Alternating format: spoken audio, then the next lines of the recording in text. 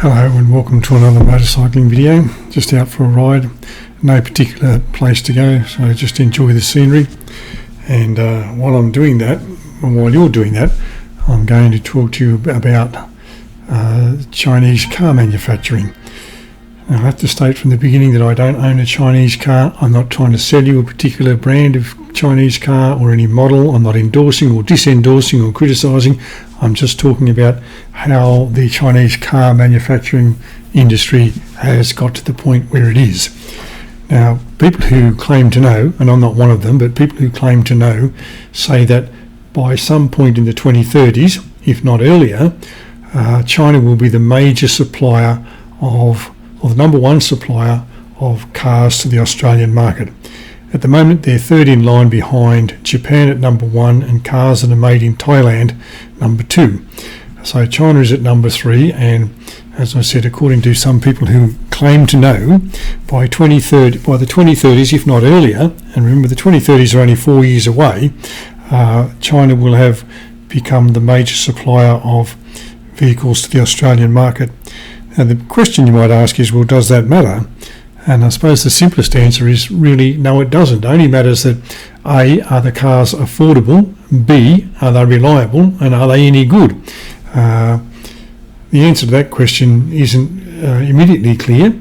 I think certainly the affordable question is answerable. So yes, Chinese cars or cars made in China are for the most part affordable. That's their appeal. That's one of the reasons why they are on the market, and one of the reasons why they are number three, and one of the reasons why they're selling in pretty big numbers, because they are affordable. Are they reliable? Well, that's a question you don't always know the answer to for about 4 or 5 years into ownership.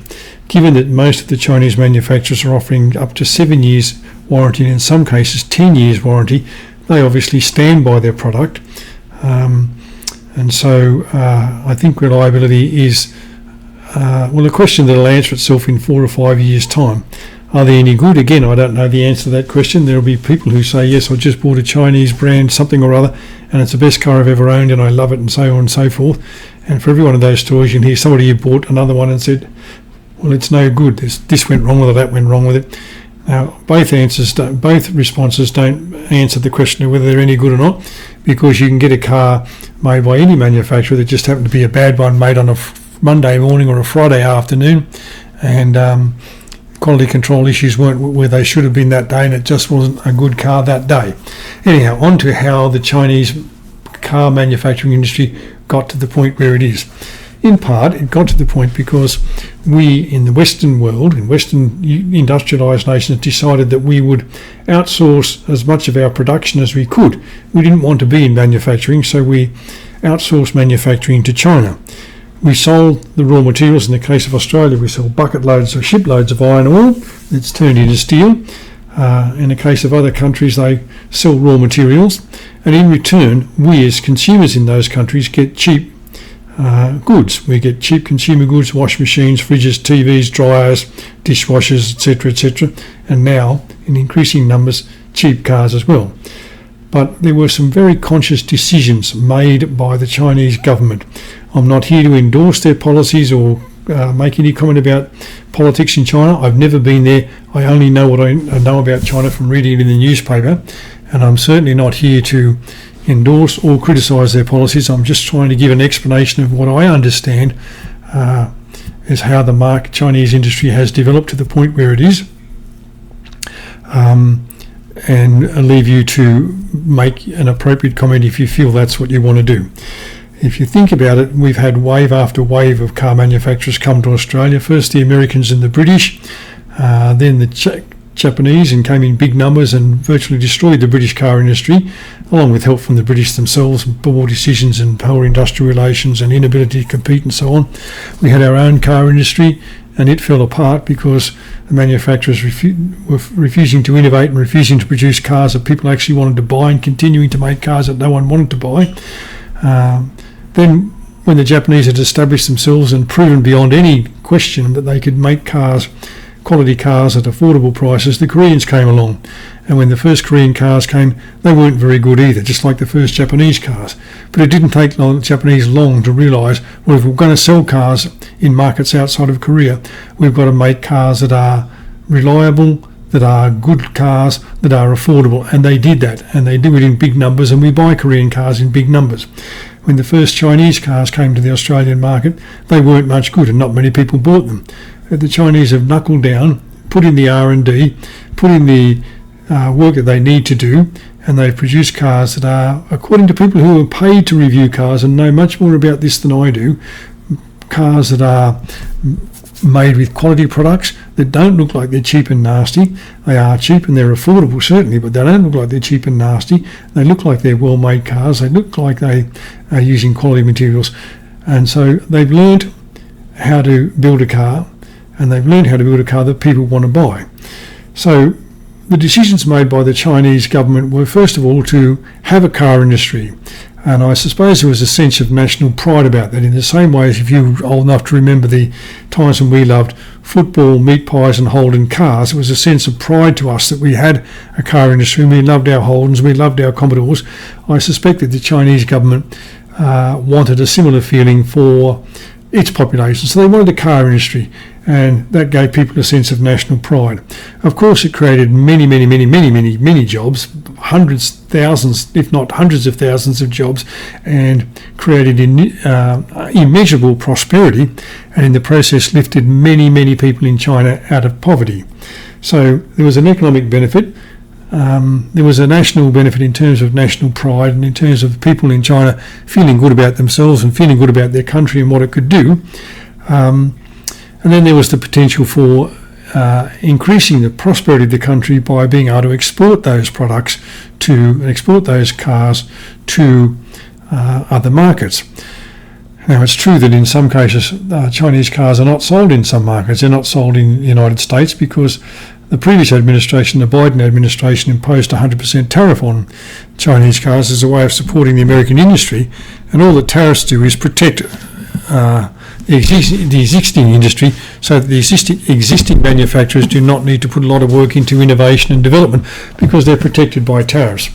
The current administration has imposed enormous tariffs on Chinese cars, or even on components made in China that go into cars that are made and or assembled in America.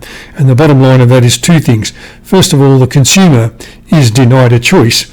Now, the consumers may well say, well, we don't want to buy Chinese cars. That's okay. The Chinese would soon learn, if they were able to sell cars in America and no one bought them, they'd soon learn, well, they don't want our cars, and they take them away. Interestingly, Canada has reduced its tariff from 100% to 6.6%, and there's already claims of 50,000 cars being ready to go on boats, ships, to go to Canada, and that will sell at a cheaper price than American cars are currently, and cars made in Canada will currently sell.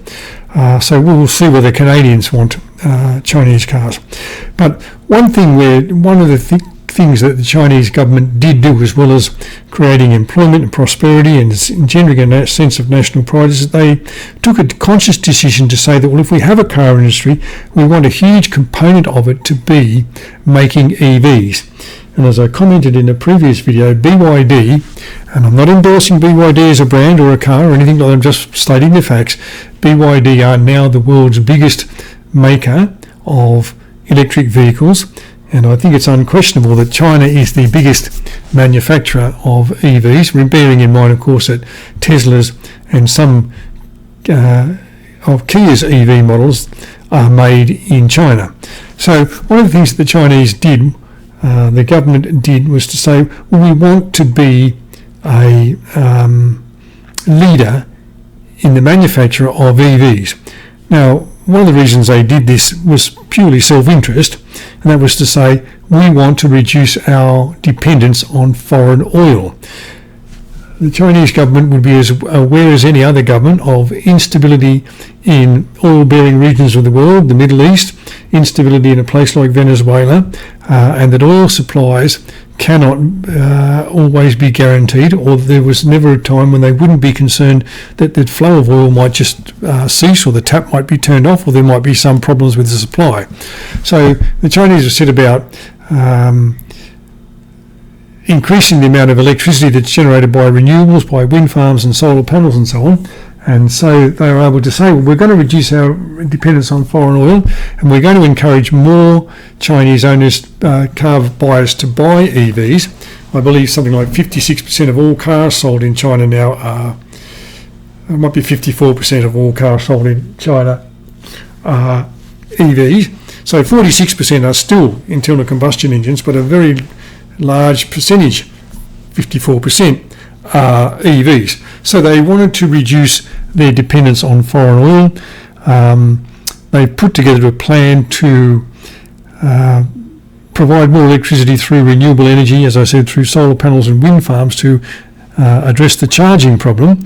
And yes, they provided subsidies in various forms to the manufacturers or to the consumers and so on, in the same way as tariffs have been imposed in Europe and tariffs have been imposed in the United States to protect the car industry. And even in Australia, where we don't have a car industry, we still have a luxury car tax to protect a non-existent industry. So what the Chinese have done is no different from anybody else. Whether it's fair or unfair is another matter.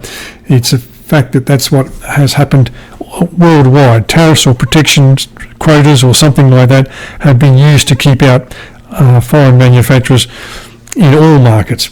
Now, one of the ways that the Chinese were able to do this, or one of the reasons that they were able to do it, is that Chinese manufacturers have a full vertical and horizontal integration of the production process. By that I mean that a company like BYD, and again I'm just using them as an example, they have access to the raw materials. China has abundant supplies apparently of the rare earths that are needed to make components for electric vehicles. BYD have their own battery making factories, so they don't have to rely on getting batteries from LG or somebody else outside of China, and they have full in-house development of the product and supply of the components, so that when they decide to launch a new model or build a new model or build 100,000 Atto 3s or whatever it is, the number that they build, they have on hand or are able to get quickly all of the componentry. The research and development exists inside the company, and so they are not at the mercy of shipping lanes, trade embargoes, or other sorts of things like that that might impinge upon the supply of raw materials of any sort for them to be able to build the cars in the numbers that they want to build them. Well, those are my thoughts on how the Chinese car industry has got to the point where it is at the moment. Thank you for watching. If you have a comment, leave it in the appropriate spot, and when I become aware of it, I will respond to it. Enjoy your day, and I'll catch you when I'm making the next motorcycling video, which I hope will be fairly shortly. Thanks for watching.